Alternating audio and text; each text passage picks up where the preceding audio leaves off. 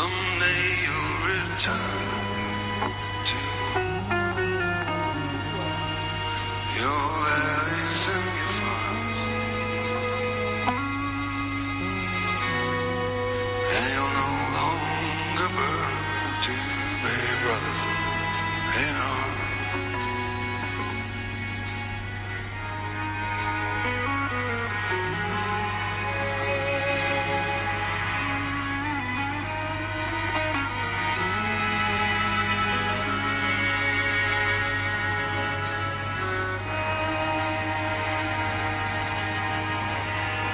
Soon fields of destruction,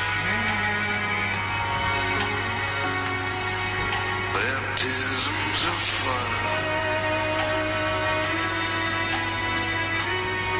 How in this you suffer as the battle rages higher.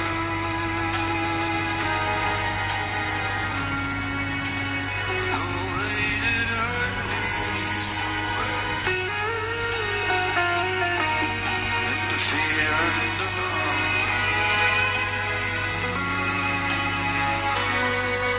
you did not desert me, not at all.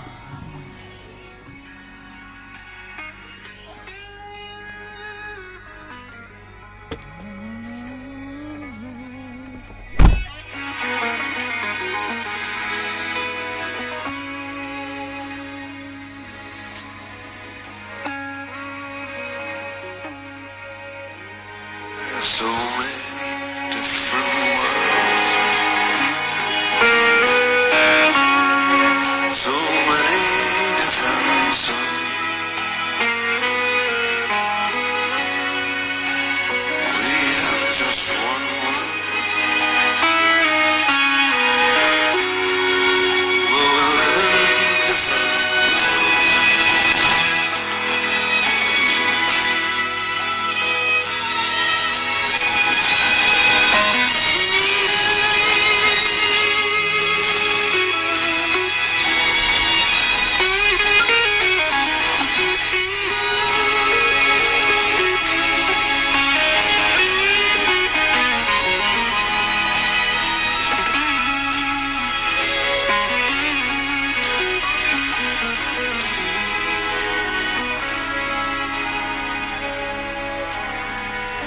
Salam salam ëttu libéraux yi salam salam salam salam salam The salam sun's gone down.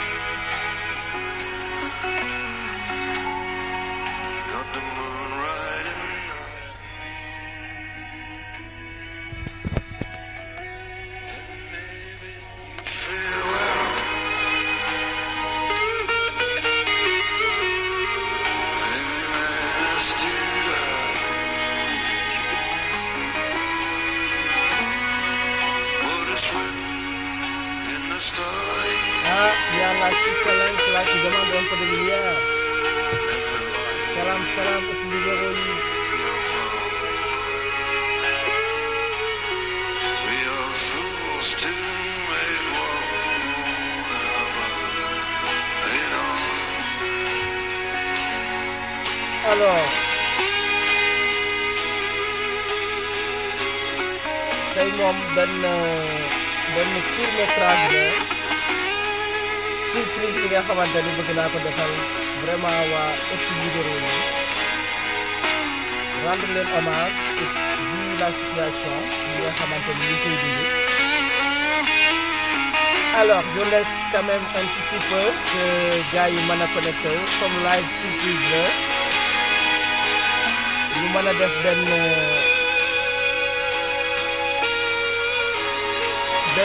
benn développement bu ndaw rek par rapport ak plateforme bi par rapport ak actualité bi voilà donc à tous mes frères d'armes ñoom laa déggee live bi tous mes frères d'armes de tous bords ñi nga xamante ni ils se battent pour des principes.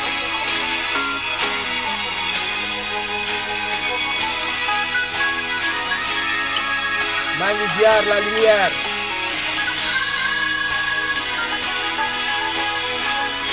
di ziar toute l'équipe ëttu libéraux yi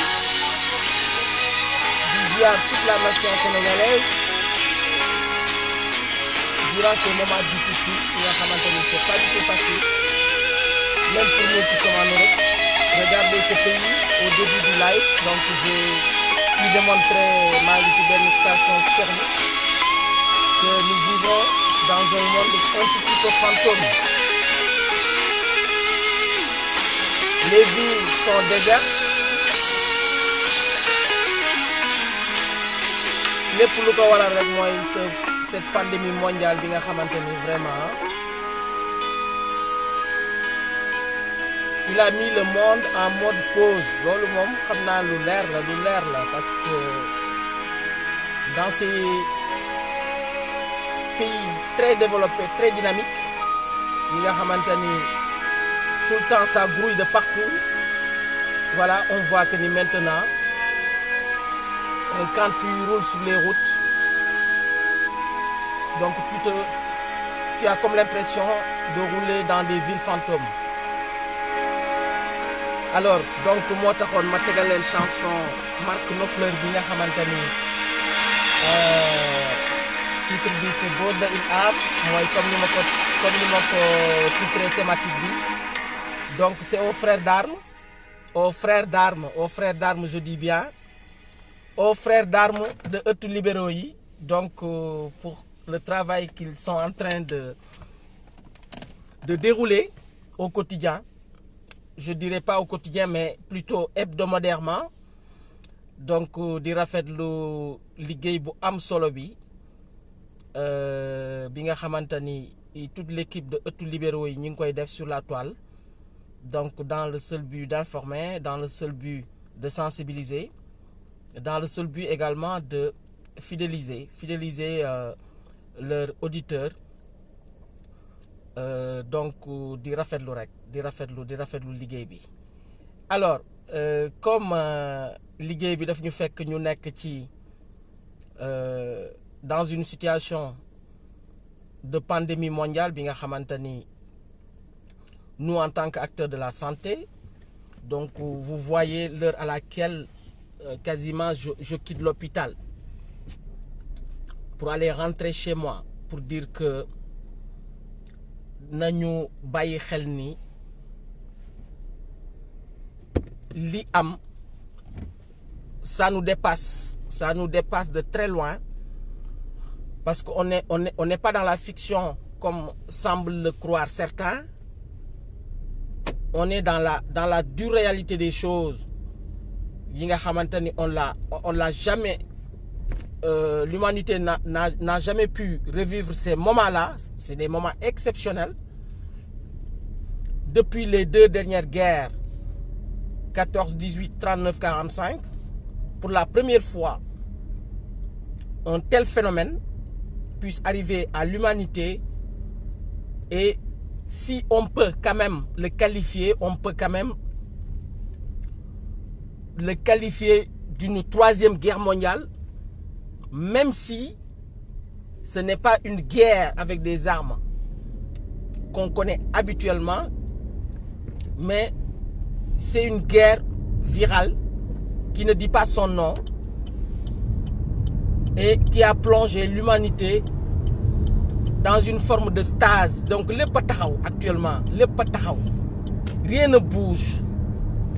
Il n'y a que les structures essentielles de la vie qui fonctionnent, à savoir le personnel soignant qui sont en première ligne di xeex pour que l'humanité retrouve sa face d'antan, pour que l'humanité puisse quand même revivre dans la normalité quotidienne.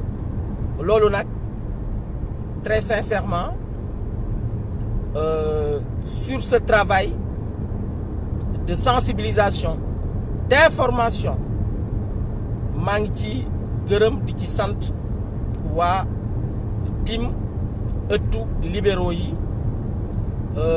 C'est vrai, je ne suis pas quelqu'un qui fait des lives sur ëttu libéraux yi, mais je fais partie par extension en tant que conseiller sur le travail formidable qu'ils sont en train d'abattre tous les jours pour apporter ma réflexion et ma lecture sur n'importe quelle situation, que ce soit à la fois politique, sociale, sanitaire ou d'autres sujets d'actualité. Et sur cela, may am vraiment mbégte di encore féliciter toute l'équipe pour avoir pris les devants à travers le frère secrétaire général, le président Wade,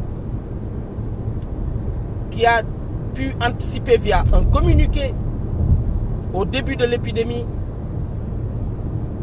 comme quoi que le Parti démocratique sénégalais a gelé toutes ses activités dans le seul but de ne pas faciliter la propagation du virus.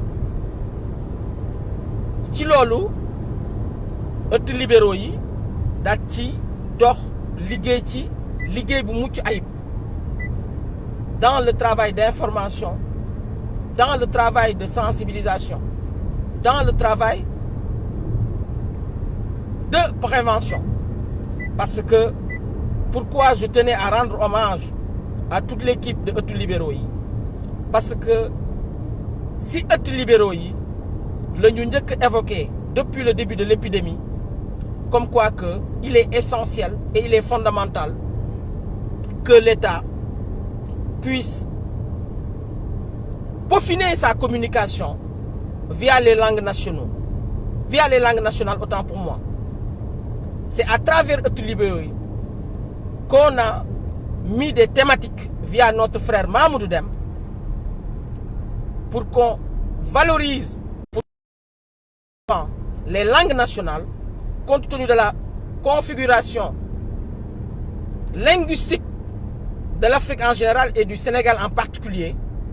Chaque région a ses réalités, chaque région a sa langue, chaque région a sa propre culture.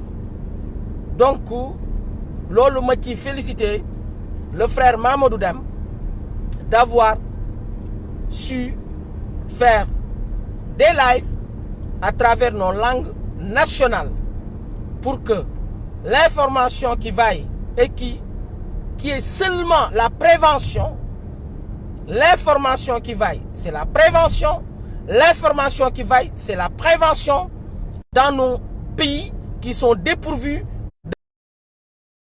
à une vague d'épidémie, à un rush de malades en état de gravité. Ci loolu ëttu libéraux yi ils ont mis le paquet pour la promotion des langues nationales dans la prévention.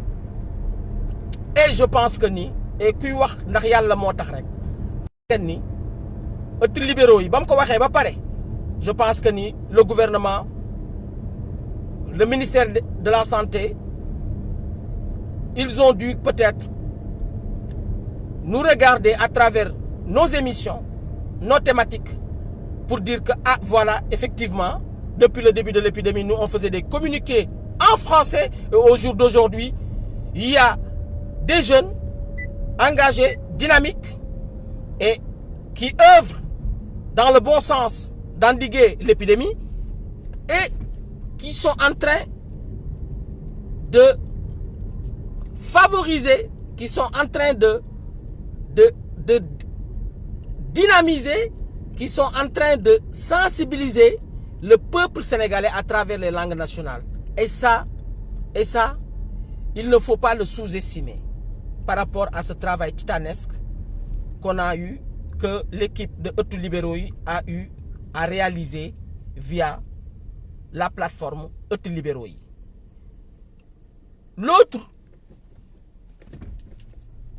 L'autre travail de titan qu'a réalisé ëttu libéraux yi,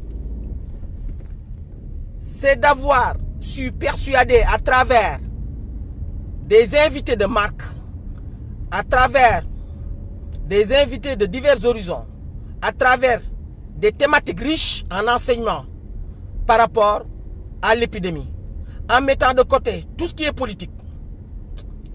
Et cela, personne ne peut le nier au jour d'aujourd'hui que eux libéraux a su de manière très simpliste véhiculer le message qu'il fallait, à savoir dire au peuple sénégalais qu'il n'y a que la prévention qui peut nous sauver de cette épidémie. Kenen ku la wax lanen nan lan amna 50 lits et 1000 lits alors que amo ay respirateurs artificiels, kenen ku la wax lanen dalay nax. Sénégal, face à cette épidémie, il n'y a que la prévention qui peut nous sauver. Rien d'autre. Rien d'autre. La prévention, rien que la prévention qui peut nous sauver d'un cataclysme sanitaire face au Covid-19. La preuve, la preuve, la preuve. Les pays les plus touchés sur la planète sont les grandes puissances de ce monde. C'est les puissances qui siègent au Conseil de sécurité de l'ONU. Les puissances, les 5 puissances qui siègent au Conseil de sécurité de l'ONU, ce sont les pays les plus touchés, ce sont les pays les plus dotés, ce sont les pays les plus équipés, et ce sont les pays où l'épidémie décime sa population par centaines et par milliers depuis le début de la pandémie à Wuhan en Chine. Donc, si on veut être réaliste, nous, Africains, particulièrement le peuple sénégalais, compte tenu du contexte, compte tenu de la faiblesse de nos structures sanitaires, compte tenu du manque d'équipes professionnelles pouvant faire face à une vague d'épidémie, je pense que eux libéraux a eu à administrer durant ses lives, durant ses communications au gouvernement, à l'État du Sénégal, au ministre de la Santé, de mettre l'accent sur la prévention, rien que la prévention. Et la prévention, c'est le nœud central de toute politique sanitaire sérieuse et de toute politique sanitaire efficace dans la planète. Les pays développés, les puissants de ce monde, le fait qu'ils ont consolidé leur système sanitaire, l'arme de la prévention. Comme on dit, fagaru mo gën faju. Fagaru mo gën faju. Donc, nañu fagaru. Sénégalais fagaru lañu soxla. Ak ku leen di dimbali su nu ñuy fagaro. C'est bien, c'est beau cet élan de solidarité. Solidarité nationale. Cet élan de cohésion nationale. Mais le plus essentiel, c'est qu'il faille que le ministère de la Santé et de l'Action sociale puisse concentrer toutes ses ressources, toute sa politique, puisse concentrer tous ses moyens dans l'équipement, dans l'information via l'éducation pour la santé, dans tous les coins et recoins du Sénégal. La formation du personnel soignant, dans les communiqués en boucle, dans les langues nationales et dans les radios communautaires, pour pouvoir faire face à une éventuelle débordement ou surcharge de cas contaminés graves dont le Sénégal ne dispose à l'heure actuelle d'aucun moyen, je dis bien, d'aucun moyen pour pouvoir les secourir. La preuve, ceux qui ont été touchés par ces cas graves-là, leurs familles respectives ont dû demander à ce qu'ils soient évacués dans les pays qui sont en capacité de les prendre en charge. Parce que le Sénégal, quoi qu'on puisse dire, quoi qu'on puisse dire, dans les compétences dont personne ne doute de notre personnel de santé, mais la réalité est tout autre parce que nos structures, c'est des murs, mais à l'intérieur, c'est le vide sidéral. Il n'y a absolument rien du tout comme matériel. Combien de fois le Sénégalais ordinaire vous raconte ses déboires, ses déboires, n'importe quelle structure sanitaire pour pouvoir se soigner et qu'on ou le centre de santé ou le poste de santé ne dispose pas de tel ou tel médicament pour pouvoir faire face à ce dont ils souffrent. Combien de fois des Sénégalais hospitalisés à l'hôpital, on a dû solliciter leur famille en leur faisant des ordonnances kilométriques qu'ils aillent chercher à l'extérieur. Ils font le tour du pays pour chercher ces médicaments qui doivent les soigner à l'hôpital, alors que l'hôpital, dans son rôle, l'hôpital, dans sa mission, et ça se passe comme ça partout dans le monde, l'hôpital doit fournir les médicaments pour soigner les patients hospitalisés. C'est ça la réalité. Hôpital, bu demee bay bindal malade ordonnance famille am génn sibiti dem di ko kooku loolu matatul hôpital. Un hôpital dans tous les pays du monde, et ça se passe comme ça, c'est à l'hôpital de fournir tous les traitements sans exception aux patients. Donc cela démontre encore une fois que pour revenir à l'épidémie qui nous guette, compte tenu que pour les pathologies mineures, pour les pathologies, je dirais pas, pour les pathologies,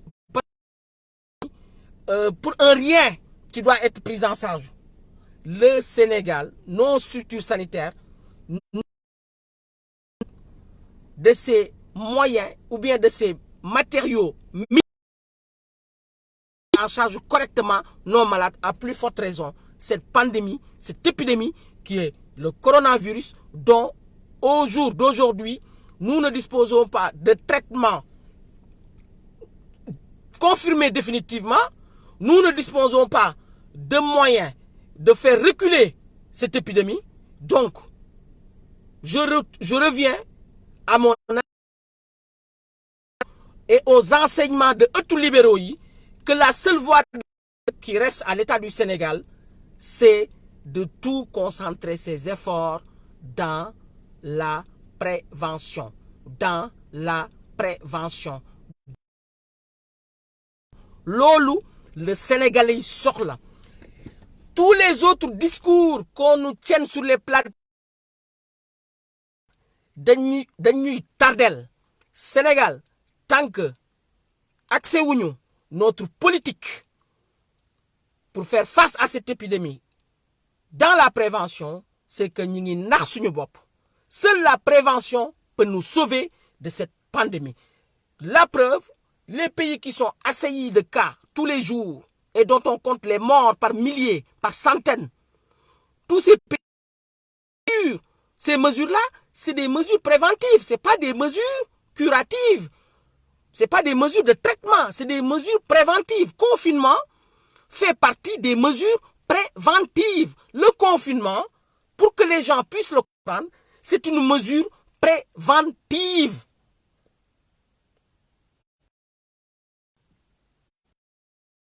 Les pays qui ont adopté le confinement total, il y a eu du nombre de contaminés. Mais le nombre de cas graves, manam ñi nga xamantani mbir mi duggoon na seen yaram ba pare ñooñu lañu nekk instant bi nii di soigner ñii nekk ay forme mineure ñu traité leen par des traitements symptomatiques moom mooy traitement classique daal di faj signes yi bu ñuy wax traitement symptomatique mooy symptômes yi la ñuy faj mooy les signes cliniques bopp buy metti yaram bu tëccu bakkan buy xelli ak kuy sëqat garab yooyu la lay jox ñooñu nag seen yaram seeni anticorps ñoo xeex ak jàngoro bi ba dindi ko seen yaram ñooñu boole si pour xeex ak virus bi ba rey ko moo tax ñooñu dellu wér mais ñooñu du garab bu nit inventé ci kaw suuf fii ñu toll bu leen tax ñu guérir donc ñun problème bi c'est normal guérissent notre problème fond les cas graves comme je l'ai dit tout à l'heure on n'a pas les outils on a qu'il faut à cas grave tous les jours en France tous les jours où les hôpitaux des gens meurent à cause des cas graves en France, en Espagne, en Italie, aux États-Unis toutes les personnes qui meurent de coronavirus c'est des cas graves mais il n'y a aucun cas mineur qui meurt de coronavirus ça dama bëggoon ñu intégrer ko donc voilà donc loolu dama ñëwoon tey jii nii de manière spontanée ne woon tey il fallait que je rende hommage à ce formidable travail qu'a accompli toute la team de Ëttu Libéraux yi pour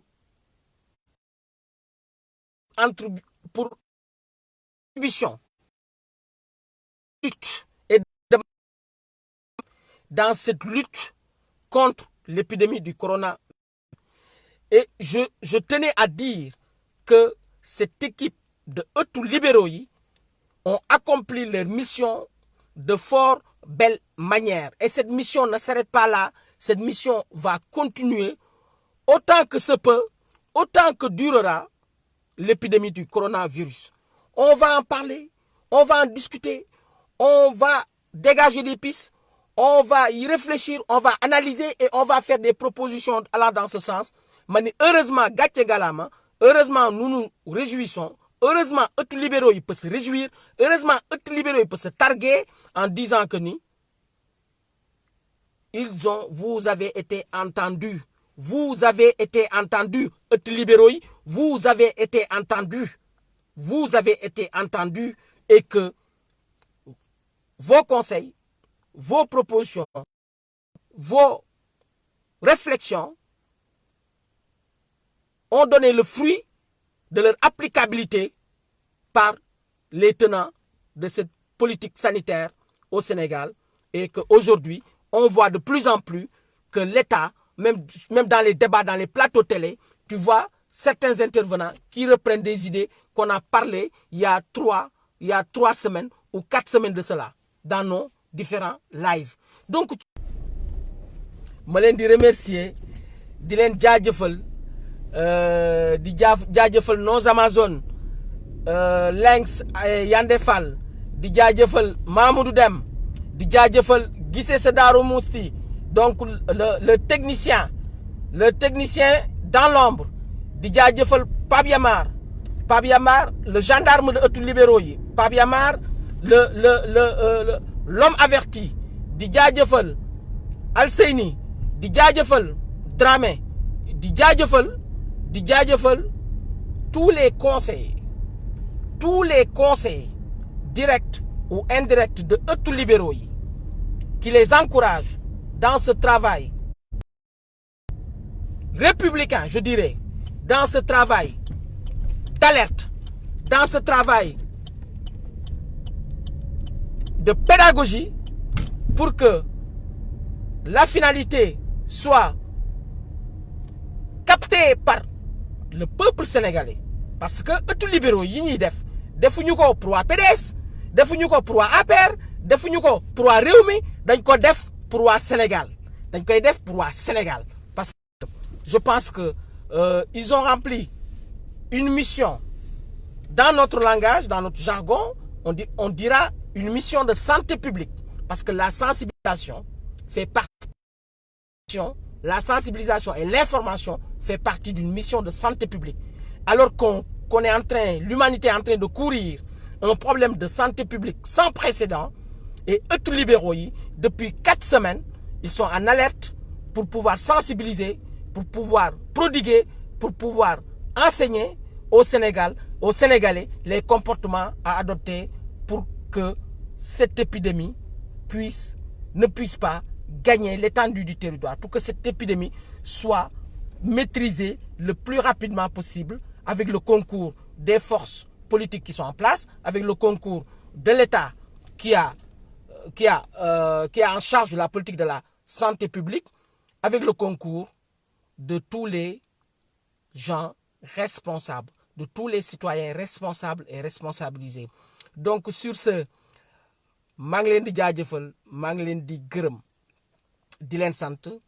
Lii moom c'était un hommage que je tenais à faire à mes frères et sœurs d'armes, comme je l'ai intitulé sama thème bi. Donc c'était un hommage à mes frères et sœurs d'armes yi nga xamante ni ñoom laa déjee woon live bu gàtt bi pour revenir et pour les féliciter, pour les encourager davantage, pour leur dire que bravo, pour leur dire que vous êtes sur le bon chemin, en train d'abattre un travail extraordinaire dont vous n'êtes pas sans savoir la portée que ce travail a. Donc pour vous dire qu'on continue à axer notre communication de sensibilisation par rapport à cette pandémie sur la prévention, parce que Sénégal prévention rek moo fi nekk. Leneen lu ñuy wax suba ba ngoon di ko lëmbat te waxuñu prévention, dañuy nax sa bopp. Tuddal Macky Sall, tuddal Diouf Sarr, tuddal directeur de la santé, tuddal lu la neex. Si on n'axe pas notre politique de lutte contre l'épidémie du Covid-19 sur la prévention, bu yaboo ñu dem prévention rek moo ñu mën a sauver. Te prévention boobu ñu ngi koy wax depuis plus de 4 semaines avant que même l'État nous rejoigne sur ce point-là, en disant qu'au départ il nous disait que ouais, on a 12 lits dont on a fait l'extension à 20 lits, on a réquisitionné des hôtels, mais c'était pas ça la solution. La solution, c'était de contenir l'épidémie, et pour contenir l'épidémie, il faut prendre des mesures dans le seul cadre de la prévention. Beneen mesure boo jël te nekkul mesure préventive, c'est que tu perds ton temps et que votre politique ne sera pas efficace. Ce n'est pas la politique de l'argent qui va faire reculer le virus, c'est pas des milliards amassés par-ci, par-là qui va reculer le virus. Ce qui va reculer le virus, c'est de mettre ces moyens-là dans le matériel et dans la communication par rapport aux attitudes et que les Sénégalais doivent prendre par rapport aux responsabilités que chaque Sénégalais lutte contre cette épidémie, et également par rapport aux responsabilités collectives que tout un chacun d'entre nous a, pour que ces moyens puissent être répartis de manière équitable, parce que devant la vie, tous les Sénégalais sont égaux devant la mort. Donc, je ne crois pas que des moyens puissent être mobilisés pour venir à bout des Sénégalais, alors que tout le peuple est derrière l'État pour faire reculer cette pandémie. Il faille que l'État ne fasse pas de politique de discrimination, ne fasse pas de politique d'apartheid dans cette lutte collective, où soit on roule ensemble, soit on meurt ensemble. Donc sur ce, sama gars yi, foofu laa leen di tàggatoo, voilà, di leen tegal. Donc comme ni ma ko tijjee woon rek, cette chanson de Marc Knopfler qui dit que bi nga xamante ni mooy brother in arm moom mooy les armes. Donc ñu tàggatoo ko rek voilà, di leen wax jaajëf leen, di leen encourager, di leen remercier si seen attention. Et gâteau YouTube, parce que je suis arrivé chez moi. Donc voilà nos horaires tous les jours. On vit dans un pays fantôme. On s'occupe des malades tous les jours à l'hôpital, et que yàlla nañu yàlla musal, et que yàlla gaaw a jeexal saafara ñu épidémie coronavirus bi mu gaaw fi jeex. Jërëjëf sama gars yi, gisee maa ngi lay ziar, maa ngi ziar Lengs, maa ngi leen di ziar yéen ñëpp, bàyyiwuma kenn. Di nuyu le frère secrétaire général, le président Wade, di nuyu le frère secrétaire général adjoint, le président Karim Meïssa Wade. Di leen wax di waa ëtt libéraux yi, donc ils sont en train de donner une nouvelle face, ils sont en train de créer un tournant par rapport à cette lutte. voilà donc maa ngi leen di jaajëfal bu baax a baax.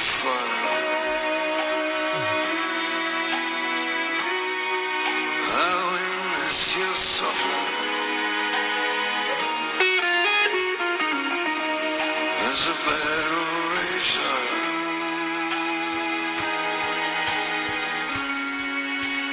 Oh, they did hurt me so bad. In the fear and alarm,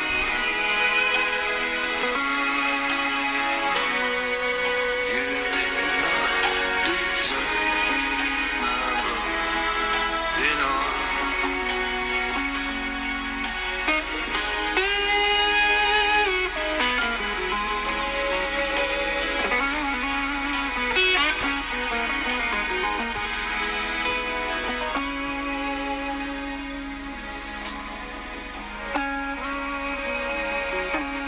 There's so many different worlds,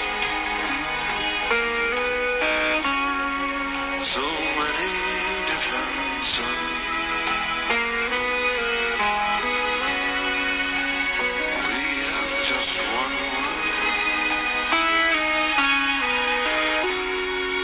but we live in different worlds.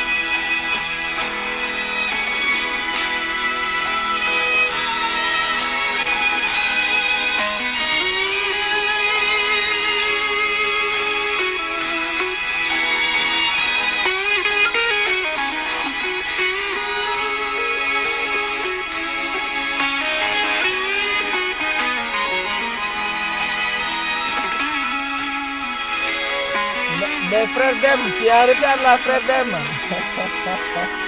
Mais frère Dem.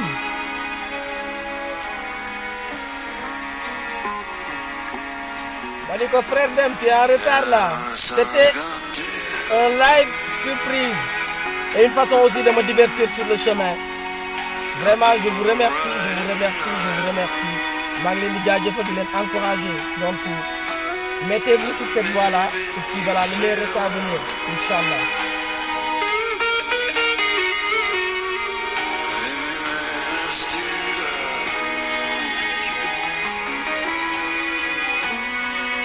What is written in the starlight? Every light will fall. We are fools to make war. You know.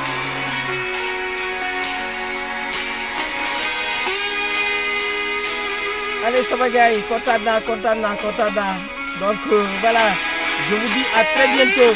À très bientôt.